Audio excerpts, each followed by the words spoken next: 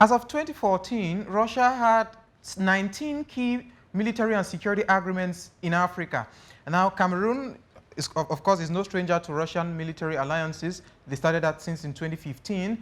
But now, would you say that Cameroon is Russia's latest expansionist territory on the African continent?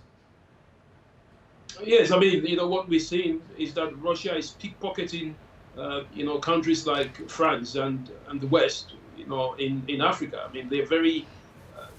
I mean, you've got to understand that there's been a very long history of so-called the Soviet Union communists, supporting African countries against imperialism. So there's always been that close ties, albeit not as we see it now between African countries and Russia. What I think, what I see Cameroon doing is opening the kind of a monopoly that used to exist between France and perhaps the United States in terms of military collaboration.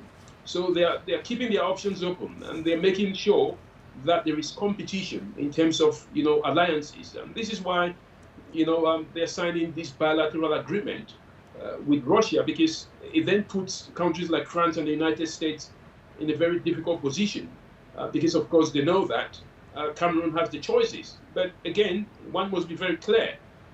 Cameroon is a sovereign state.